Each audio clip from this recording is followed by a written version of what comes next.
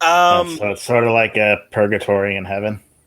It's sort of like, you could either go to an okay afterlife or you could go to the best possible afterlife. But once protospace arrives, like you'll be locked out of the ideal afterlife forever.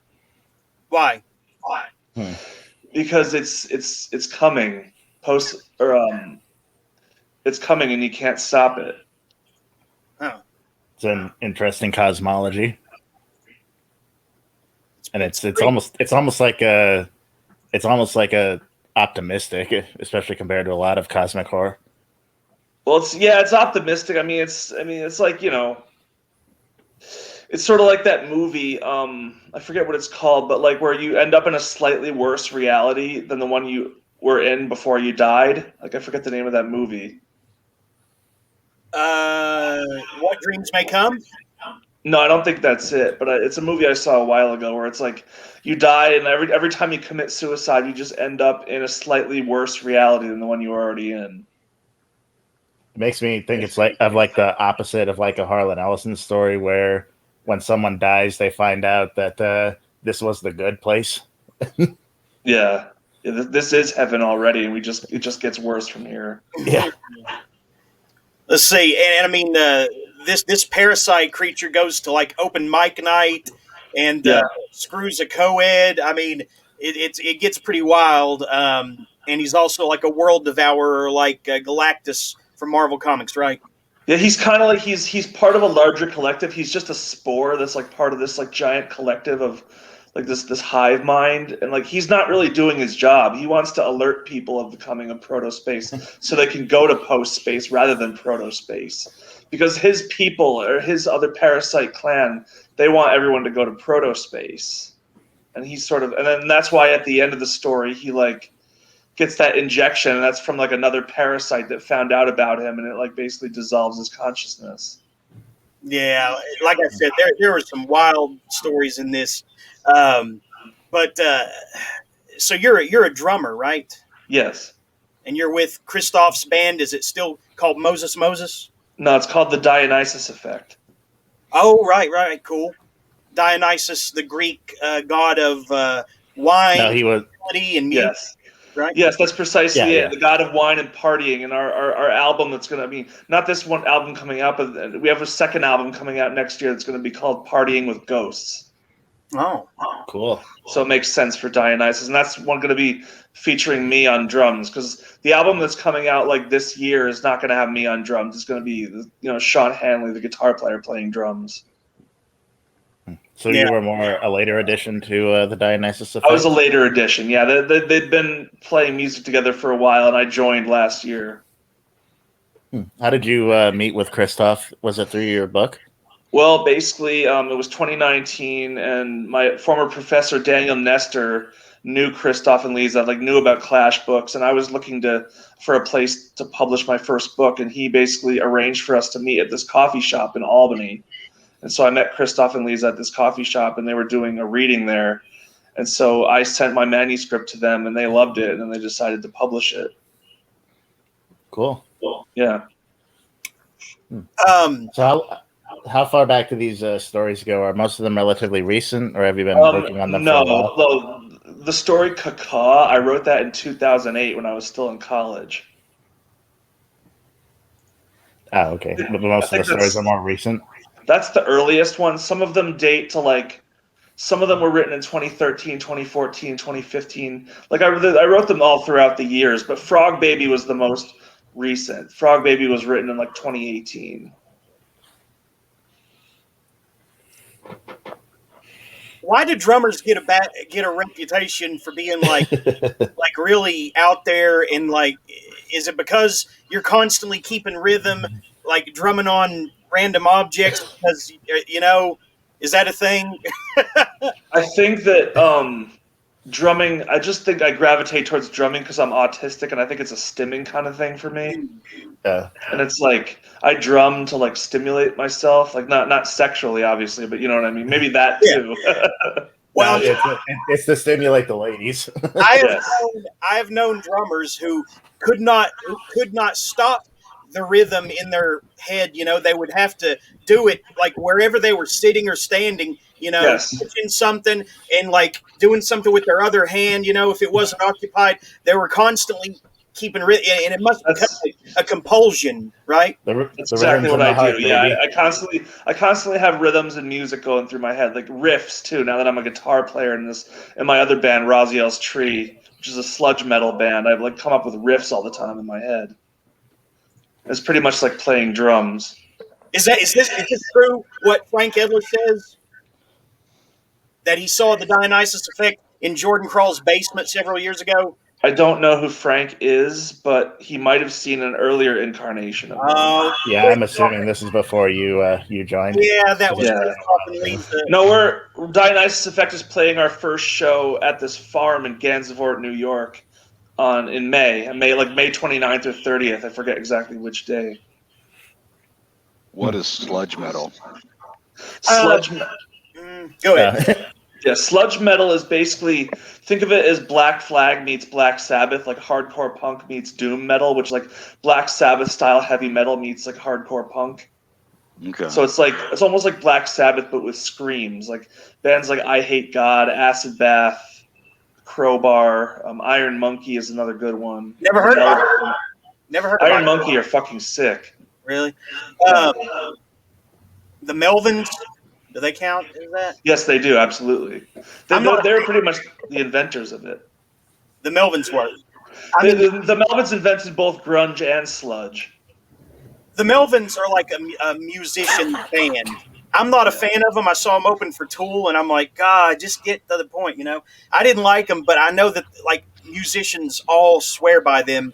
And but who was the one you mentioned later? Acid Bath. Acid Bath, yeah. It's amazing how Acid Bath has never gone away after just 2 albums, and to this day it's like they're still alive as ever in the memories of music listeners in like the underground. It's weird how many people know about Acid Bath, and they're still not mainstream. No, they're not, and they probably never will be. Their lyrics are just too dark and disturbing. And then I love everything Sammy is doing with Goat Whore, and then I love Dax Riggs' solo stuff. I saw Dax Riggs live twice. I saw Goat Whore live once. I met Sammy. I actually waved at Dax, and he waved back, but I didn't actually get to talk to him. But I really miss Dax's solo stuff. I wish that he would come out with a new album. Let's see, Agents of Oblivion, Dead Boy Boy and the Elephant Man. Yep. They were missing something. I don't know if it was Audie's bass, Audie being the bassist who died in a car accident that ended the career of Acid Bath as a unit. Yeah. I'm going back and looking through the short stories in your collection just because it's funny. One of the titles is Summoning the Memory Eaters, and it seems like my memory has been devoured to some degree by something because, you know what it was? I remember your book actually comforted me at a really hard time last year in my life when my dad had a major stroke, and I was sitting out in the hospital waiting room like all morning trying to figure out what was going to happen, what I was going to do, how long was I going to stay there before I decided to go home. And I just sat there reading that on Kindle, and it's like it was a comfort, even though sometimes I was just kind of stumbling over the words, not paying attention. It still was something to occupy my head, Yeah. But and then later, as things got a little better and improved, I finished reading it, and I remember Frog Baby making a good impression at the time. But yeah, a lot of the stuff in here has to do with alien stuff going on, right? Yes. Yeah, I'm fascinated with like just creating strange creatures from my imagination. Like, I believe that Charlene Ellsby was the one who made this quote that I like to splice monsters together in my basement laboratory. Yeah, the funeral machine. Yeah, the funeral machine. That's kind of a very Acid Bath like song. Yeah. Zipper my black body bag. I believe that's the Mortician's Flame. Yeah, really dark lyrics. Dr. Yeah. Seuss is dead. Finger paintings of the insane. Yeah. A lot of my stories are actually pretty much directly inspired by like Acid Bath lyrics and like doom and death metal lyrics and stuff like that. Yeah. Like Dax Riggs' lyrics have had a huge influence on my writing and even my poetry, especially. We'll smoke the bones of baby dolls. That was good. Exactly. Oh yeah. Why am I echoing? It's not less an echo, but it's this weird after effect in your voice. Is it on my end? It's not on my end. Doesn't sound like it's coming from anyone else. Gregor, say something, see if it does on yours. Yeah, it seems like it's your problem. Okay. Yeah, Gregor sounds fine. And there he goes again. Please stand by, ladies and gentlemen. So, how long have you been drumming? Since I was 9 years old. So, trying to think how many years is that. And I started in like 1998. So 98, 2018. Yeah, 23 years. Was metal like your inspiration for getting into it, or was believe it or not, you're gonna all laugh at me. I know it. My inspiration for getting into playing drums was the band Hanson. was that was I know who that is. That's great. Yeah, Well, because the they thing were a with band. Hanson They were a group of kids that were playing music, and I was a kid at the time. I just Yeah, liked you the were fact 9 they were years old. kids That playing- makes sense, right? Yeah, Yeah. that was my Plus, first concert too. if you I actually mean, if you look still at loved him, I Hanson's, guess I might laugh, but I mean, maybe not even. Well, no, Do you if still it- love him? well, No, no. I If you look definitely at don't know if you look at Hanson's post hit career, they actually became like a legit indie sounding band. Yeah, they did. They did. Yeah, they played a club near me too, not too long ago before COVID. Yeah, and one weird thing about them is they apparently have Weird Al direct most of their videos. Yeah, yeah. And like, I mean, it was not even long after that where I really discovered bands like Nirvana and Metallica. So it's like when I was a kid, I was into that stuff, but it's like I definitely it wasn't even that long after that I got into like Nirvana, Metallica, Red Hot Chili Peppers. Those are some of the first CDs I ever bought for myself. Oh yes, Nine Inch Nails, Tool, all that 90s goodness. Like Foo Fighters, Stone Temple Pilots. I still listen to all that stuff today. Yep. What are you working on right now as far as writing? Because there's a band keeping you pretty busy. No, I'm working on an outline for this novel. The working title is The Kurgler, and it's basically a simulation novel. It's trying as hard as it can not to be the Matrix, but it's like this guy and his entire reality is like trapped in a simulation run by these aliens called the Kurgler, and it's Kurlu. No, Kurgu. Hold on. Kurgu. Kurgurlurr.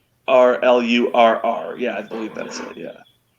I'm always fascinated when like sci-fi and fantasy writers come up with fancy names like that. Like I'm working on a story right now that has a militia group, and I just call it like the militia group the Grippers. Oh yeah. It's like I mean, I can't come up with those kind of names. I'm actually working on a bunch of short stories right now too, and like lately I've been coming up with a lot of like Semitic sounding names for people because I'm obsessed with Kabbalah and like Jewish mysticism. So it's like I have this one character named Azadiah, and his father is like Azakiel, kind of like a reference to Ezekiel. Yeah. Ezekiel is Jeremy because he's the sheriff. Oh, yeah. Where's my hat at, man? Here it is. Yeah. He does security. He does security at the mall. He's gonna sign the flashlight. Yeah. So anyway, yeah. So is that spelled correctly down there? 2 R's at the end. Oh, I'm so sorry. Can't forget the 2 R's. Like per. What does that refer to? Is it? Is there any story behind that? It's the sound that they make because their language consists of them going kurgler, gler, kurgler. Is there a sort of comedy aspect to this, or is just this? No, it's just the sound they make is kind of supposed to sound like when cats try to imitate human speech. Oh, okay, that makes sense. It's supposed to be that kind of sound. But actually, that the Kurgler were actually first featured in this story that's going to be coming out in Black Telephone magazine in May. It's this demon that gets summoned by this guy who like botches a summoning ritual, and instead of I guess he does. The demon was supposed to be a Kurgler, but it ended up being like the demon that he actually summoned was the correct demon. So I'm sorry, but the cats actually try to imitate human speech. Yeah, they go like.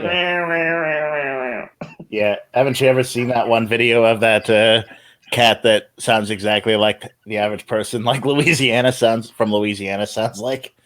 No, I didn't know that they actually tried to emulate human speech ever. That's interesting. Yeah, even They lions sometimes do. Yeah. What'd you say, Ben? Even lions do. There's like footage of lions in zoos from Middle Eastern countries saying the word like Allah because they hear people saying it so much. I've never heard that. You muted yourself, Sheriff. You're muted. Am I unmuted? Yes, you're. Yes, now you are, You're Candle Boy. And I look like TV static on a screen too. What is happening to me? It's the light. You're probably It's the phasing light out of into reality. protospace, is my guess. Yeah. It's the light. The light of the Elohim is coming through you. Yeah. By the way, we got to talk about Zach later too. But oh my God, man, what that kid is sick now. We'll talk about him now. I mean, if you brought him up, let's hear about this. No. I mean, no, Right Brett now, is. it's about Brett. It's all about Brett. Okay. Yeah, Brett right now. We'll get to that little shit later. But so do you do any editing or assisting Christoph and Leza on Clash Books projects? No, I don't. But something tells me you've got a few manuscripts in a drawer somewhere that maybe you might want to clean up later. Like Parasite from Protospace, that was probably your most like well composed work, but you've probably got some other stuff laying around, right? I've got tons of stuff like just on my hard drive. It's just like stuff like you wouldn't believe, like so much stuff, and it's probably never going to see the light of day. Why? Because I mean, it's probably just not polished enough, and I could polish it up, but it's like I feel like a lot of the stuff is so old that it's like outdated, and I've definitely evolved as a writer since I've written that stuff because I have stuff dating back to like 2012. Yeah, maybe you'll find something like that you can plunder for more polished ideas. But yeah, I know what that's like having like half polished stuff on your hard drive that you're never going to use. Well, I have these things called story seeds, which are like maybe a paragraph of like story that are just, waiting to be expanded. And I could always expand those. And I could always rewrite a story too if it has a cool concept, but the prose is just really bad. Yeah, there's nothing wrong with cannibalizing something that's sitting in your drawer, figuratively. Yeah. Yeah, so would the Kurgler be your first attempt at a novel, or have you? Oh no, I've attempted 2 novels before, and they both failed. Like I basically worked. I worked on a novel about a space colony for the entirety of 2020, and I sent it to Christoph, and Christoph just totally poo-pooed it. It was like no good, and it's like I got depressed for like 2 months because like I worked on that novel for like a year. And I guess apparently I needed to do an outline and so now I'm working with him on the outline so it can be like a marketable novel as opposed to just like something just thrown together. For an outline of a rewrite of the 2020 book or an outline for a different book? The Kurgler book is a different book. Okay. I thought who's helping you with the outline on the Kurgler? Okay, I got you. All right. No, the Space Colony novel was going to be called The Pentaculon or just Pentaculon. Okay. And that is going to be a novel I'm going to write I'm going to rewrite it in the future, but I'm going to use the original manuscript and take things from it and just rearrange it into an outline that's just better. Right, you're gonna make an outline and then take some scenes from there that fit into the outline and then fill in the gaps, that kind of thing. Yeah, just make it Christoph approved. I Okay. probably would have poo-pooed the that one manuscript too, just because the way you describe it, the way you pitch it, is just that space colony thing. I mean, it just doesn't sound very exciting. Well, he's Well, I lost mean, his it's enthusiasm for it there's now, right? there's You more gotta to get it. in there. It's basically I didn't really describe it to you. Basically, the space colony novel is like, I'm trying to remember. It's about a biologist who gets assigned a mission to go down into the basement of this space colony and take a brain tissue sample from this entity they have stored in the basement. And it's like she has to go through like this, like all these levels of security, which like hack into her brain and make her experience like these like simulated realities, these like simulated puzzles that she has to unlock in order to get to this entity. And then all the while, it's like she has to face her past too, about like this terrible thing that happened to her when she was younger. Well, see, when you describe it like that sounds way better. Yeah, I wasn't describing it in full. So, who are some of your inspirations? It sounds like you're very inspired by science fiction. Yeah, definitely like Philip K. Dick, Jeff Vandermeer, Jorge Luis Borges, Harlan Ellison was a big influence, and then who else? Like lately, it's been like Blake Crouch, Neil Stevenson, and then video games like Xenogears, Xenosaga, Yeah, Chrono Trigger, Shin Megami Tensei, the Nier games. oh, Xenogears was beautiful, man. Xenogears is my absolute favorite game of all time, and like that's one of the biggest inspirations for my stuff. Hey, Phoenix. Hey, how's it going? Talking to Brett here about his short story collection, The Parasite from Protospace, as well as his influences and everything. Have you been following? Yeah, I was listening a little bit earlier. I actually hadn't listened to Acid Bath before. Was that the one you were saying was pretty influential? Yeah, definitely. Okay. Acid Bath's 2 lyrics, albums? Dax Riggs' lyrics, just in general, have been a huge inspiration to me. They're very morbid, Yeah. necro-oriented, death obsessed, and Yeah, and psychedelic too. psychedelic and spiteful and strangely romantic in a sick way. Yeah. But Frank asked a question here. Is it easier to get your work approved by Christoph if you pretend to like ska? I'm pretty sure that you're getting Christoph confused with Jeff Burke there. Well, I'm actually Dionysus Effect is doing a song called "In Defense of Ska," and it's going to be a ska song. So I guess I'll be playing that. I'll be drumming on that. Who are you going to get to play all the brass section? I don't know how we're going to do the brass section. We might just fudge it on a keyboard. Synthesizer. Yeah.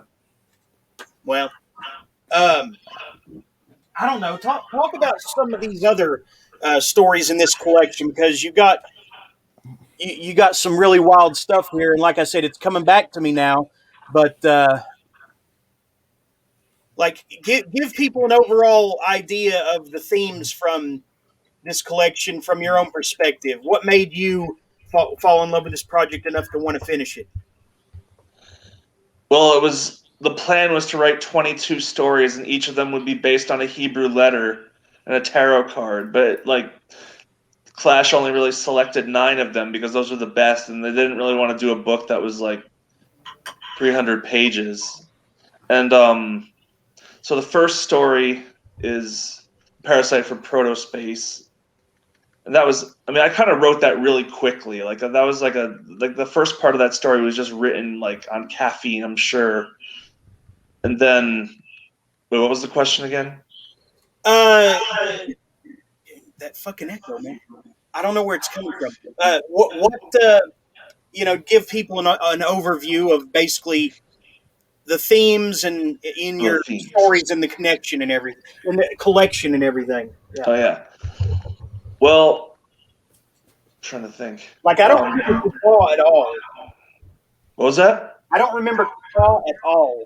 Cacaw was basically a story about mental illness. It was this kid who was afraid of crows and had like paranoid fantasies about crows, and like they attacked him and his mom in the parking lot of a Toys R Us, and she lost her eye to cancer, and he like equated it with the crows. Like he thought the crows caused it. Yeah.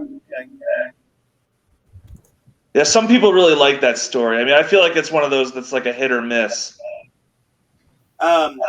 Phoenix is actually writing fantasy work right now, which, I mean, fantasy is like a distant cousin of sci-fi. What would you suggest to him, since he's getting into writing more epic fantasy, at least the last time we spoke to him anyway? What advice would you offer him? Because he's very... he's not one for brevity. He tends to use a lot of words. Yeah. Not very economic. I've been writing more fantasy lately, and I feel like my favorite kind of fantasy is like, it's not high fantasy, but it's like Lord Dunsany kind of fantasy, or like Philip Pullman, his Dark Materials, where it's like a fantasy world where anything is possible because like things operate on magic logic. And I would say, just like when writing fantasy, just use every last bit of your imagination to craft your world. Like, don't hold back. Don't restrict yourself to like just one type of fantasy. I always get confused with the logic of like fantasy. So I would say that it's probably not epic fantasy. It was just kind of my tag for it. Yeah. Because I think it does deal with like the world as it is today. So it's not like Tolkien, where it's just like a secondary world. Yeah. But the idea behind the book is that you have this place called the End, and the end of the world is actually a double entendre, I think is the phrase, because I'm speaking of the end of the world as in a place, but also as in time, like if like this apocalyptic element. And so it's actually been really fun exploring that. But I read a little bit of Lord Dunsany, and I wanted to go back because what was your description of his work again that you feel is relevant for? Because the other piece I wanted to say too before I forget is that I feel like it's easy for me to hold myself back because I want to keep everything contained. Like I want it to make sense, which is ironic because, as Jeremy's saying, it spills off the page. So do you have any thoughts on that? Because like I totally like focus way too much on the logic in my stories, and I try not to do that, but I would say like the anime Gurren Lagann, kick logic out and do the impossible.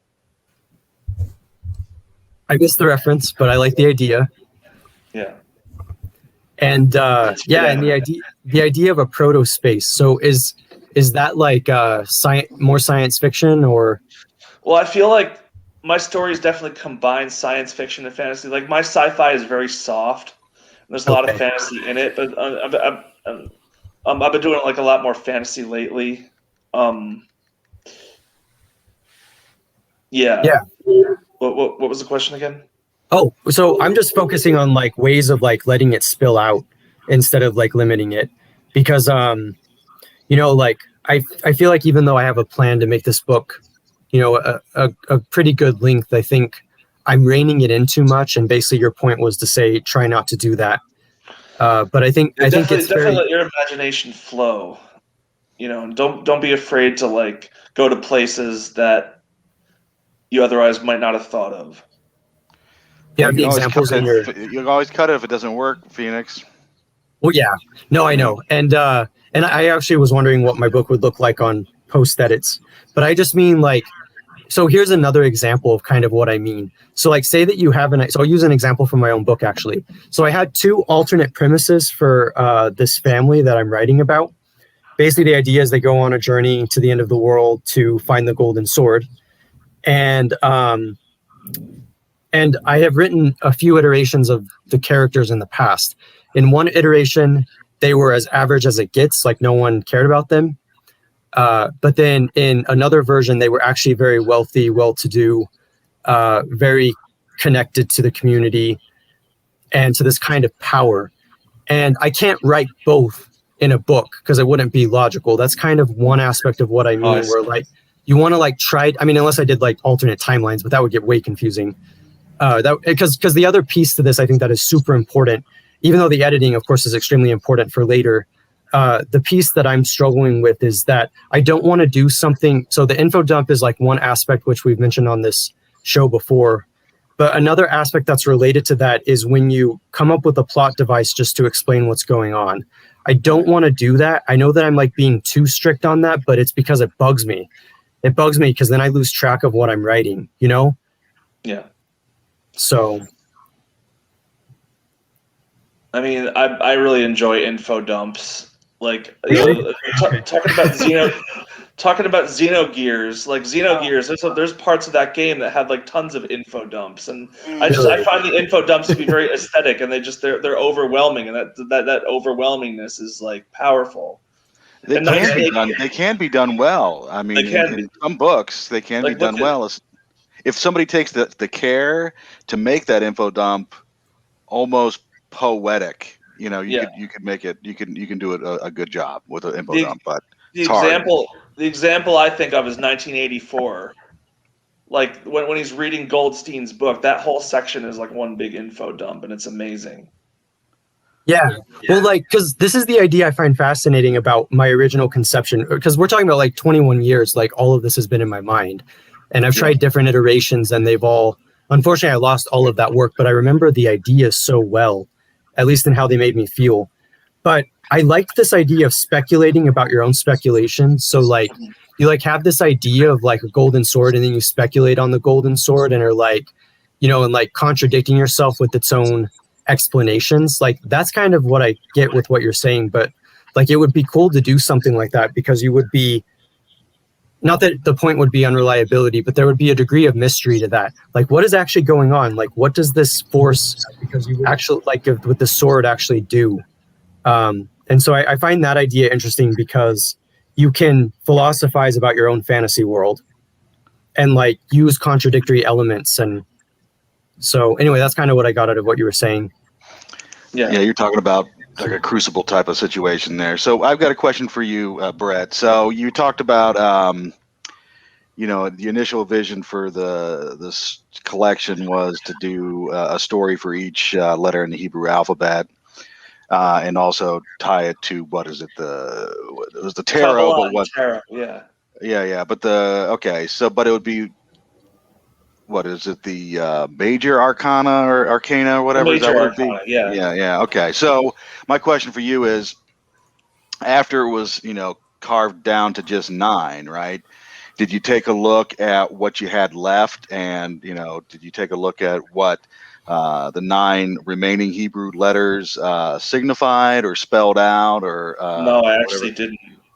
Yeah, that's what I would do, right? I would be curious to see what that comes up with, right? And then also to look at the tarot cards that they corresponded with to see what those told you, right? What the remaining tarot cards, I made you a know, list. what the reading would be for that, right? Yeah, I made a list one time of the corresponding letters to the stories, and I just it's somewhere. I just have to find it, or maybe I threw it away. You I probably don't know know. the corresponding cards as well, right? Yeah. Maybe it's for the better that you lost it. You know what happened to that guy in Pi. Oh yeah. Oh, that's right. Yeah, I just watched that movie. It's funny that you mentioned that. Yeah, but that's what I would have done after I'd gotten, like, after it had been a done deal. I would have looked at those correspondences, right? I would have said, "Oh, let me take a look," since the original thing was to do, you know, one, you know, big work based on those 22, right? Then to say, okay, well now, based on the publisher, there's a divination here, right? And you can take a look at what that is. Yeah. So do it and come back and tell us what you figured out. Maybe I could go back and just like think about the themes of the stories and what arcana they're associated with. I'm pretty sure I could get it right, like I had before. Yeah. It would be interesting to see what it is that you came up with. Yeah. And what the ultimate, say, quote unquote, meaning of the collection is based on the correspondences. Yeah. The memory eaters in the second story, they cross paths with the parasite from Protospace who's out to save humanity or whatever at some point, don't they? No, I don't think there's a crossover between the memory eaters and Parasite, but they open mic night in that story though, right? Kind of like a cameo. Am I remembering it right? I don't know. Like, I don't think so. What describe the memory eaters? They're like super dimensional 4D. They're mealworms from a dimension that's kind of like a cone shape. It has like a vanishing point at the end, and there's an inverted wolf fang that's going to be plunging into the ellipse. And the memory eaters live on the ellipse, and they have to they travel to other dimensions and eat people's dreams and memories in order to shed their skin to molt so that they can coat the ellipse in their shed skin so that the ellipse can't be penetrated by the inverted wolf fang. So what is the outcome for the actual humans whose memory is being eaten? Is it a is it a good or a bad thing, or does it depend? It's the reason people forget. Basically, the memory eaters they only eat the memories of ghosts. They don't eat the memories of actual people. It's only ghosts. What gave you that idea? That's amazing. I think I was just completely manic, and I was like working as a substitute teacher's aide at a high school, and I was just writing these ideas down, and I was just completely jazzed up on like life, I guess, and it just came to me. Yeah. So the memory eaters only eat the memories of ghosts. So people see ghosts, fairly commonplace, and these particular creatures eat those memories. Is that correct? Well, they travel to a timeline, like an era of history in which the human race has been obliterated by some catastrophe, like nuclear war or something like that. Right. And so they just go around the world and they just eat the memories stored in people's ghosts. Oh, in people's ghosts. Yeah. Oh, okay. I thought you meant I thought I had a memory of ghosts. These things would eat it. Oh, right. But you're saying that my ghost, after I die, these creatures will eat my ghost's memories. Yes, and those Okay. and when the memory eaters eat those memories, like it affects your mind in the present. So if you forget something in the present, that means your memory is being eaten by a memory eater in the future. Yeah, so a memory eater in the future is dining on my ghost's memories, right? And then that's impacting my mind, my consciousness, my memory in the present. Is that what you're saying? Yes. Okay. All right. That's good. That's a great premise. So you're saying that if I've ever walked into a room and forgot why I went in there, then maybe so. Yeah. The memory eaters. That's memory eaters. Yeah, that's a great premise. I like it. Yeah, high on life. I'll bet. Was it really life that you were high on? Probably Red Bull too. Yeah, mushrooms, as Frank Edler is speculating. I mean, some of the most manic ideas come from uppers, which are, I think they're downright evil, compared to downers, any kind of like, downer, like anything that's a stimulant, like with amphetamines in it, is fucking evil. From diet pills to Adderall to the harder stuff like cocaine and meth, all that shit is like, I mean, it damages your actual interior soul, I think. But some of the most manic ideas can come from that. The problem is that when you revisit them later, they have massive holes of logic in them. Like, for instance, King was way into cocaine when he wrote The Shining, and there are logistic errors in that thing regarding the boiler room and, how he uses the boiler room to destroy the hotel. And, I mean, there's just some logistical errors there that he probably didn't think of because he was high on coke for most of writing. Tommy Knockers is probably a better example of that. That was his last one, yeah. Yeah, I really loved like the first half of that book, third of that book. I thought it was great. Then it really fell apart. Yeah, and that was when he was on the coke or whatever. You know what I mean? Like I think after he was going through withdrawals is where it fell apart. And then he wrote Insomnia and Rose Matter, and those two, he called those like overblown, working too hard, trying too hard. I liked Insomnia. I've not read the other Rose Matter, but I liked Insomnia. Anybody else hear that? Anybody else hear that? Yeah, I hear your microphone is malfunctioning. No, it could be mine. I don't know. Whose microphone's malfunctioning? Yours. Mine is? X on it or something. I'm convinced. Yeah, we get this all weird electronic buzzing once in a while. maybe if I just move around, it'll work. I'm on a wireless headset, so. Frank Edler says Memory Eaters is good too. Yeah, that's a good plan as well. Yes, that's how humanity survived. Yes, that's correct. So, how far do you usually get in these novels before you decide you're going to abandon them? Because me, I always hit a brick wall at 30,000 words, no matter what. I've never gotten beyond that. My last novel attempt was like 20,000 something words. No, it was like 60,000 something words. Yeah.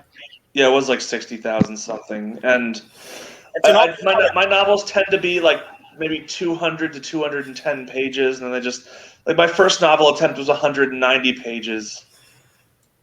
To get that far into it and decide, okay, I'm not fucking with this anymore. I mean, and just leaving it by the wayside, isn't that hard to do? Do you regret it? Well, actually, they are finished. Both my novel attempts were complete at 190 to 210 words. Pages. Pages. Pages. That's what I meant. Pages. But for whatever reason, you decided just to go on and leave them behind. Well, yeah. Well, the Pentaculon Space Colony novel was rejected by Christoph, so I just start over, just write something new for that. But then the first one, I gave up on because I wasn't. I think it was just like I figured that I just needed to practice writing novels before I could actually write a good one. And then maybe use some of that material for a novel in the future. It's almost like got to keep doing it over and over to get better at it. Okay. So, Fergler, did I say it right? Pergoler. Kurgler. Yeah. Like burglar, but with Kurg. Yeah, exactly. What were some? Are you would you say? Are you on Team Star Trek or Team Star Wars? Definitely Team Star Wars. Just all right, good. Yeah, fantasy mixed with sci-fi. Yeah, I mean, I don't want a textbook, recited to me on this shit. I just want, the hero's Campbell's hero's journey. That's what I want in a story, not like textbook science, like fact shit. That's why I'm not really a fan of Asimov that much. I feel like I own the Foundation trilogy and I'll probably read it at some point. But it's I'm just not into a lot of Golden Age of sci-fi stuff. Yeah, it prides itself a little too much on, being somewhat factual or having verisimilitude, to actual science. And that can have its good points, but I would choose Heinlein over Asimov any day. Heinlein was very, he had fantastical elements, emotional, and he related to the human spirit a lot more than Asimov, whose only company was robots. Well, I like Clark. I liked Rendezvous with Rama, and then 2001: A Space Odyssey and Childhood's End. Never been able to. Childhood's End is great, and so is Rama. I really like that. Or the first Rama. I've only read that one. I've never finished Arthur Clarke's books. What's that? The thing. Go ahead, Phoenix. The thing about Asimov is that some people have pointed out that his prose actually isn't that good, and part of it might have been because he was focusing so much on the highly technical parts of his stories, and because he didn't have as much of a, I would describe, creative appreciation of language. Because I've actually heard that Heinlein as well, with reading some of his books, that he was a little bit more thoughtful with the words. There was a little bit more going on with the prose. And then you could say the same thing about H.P. Lovecraft's prose and Clark Ashton Smith, who are both other major influences on my work. Their prose is definitely flowery and purple, I guess you could call it.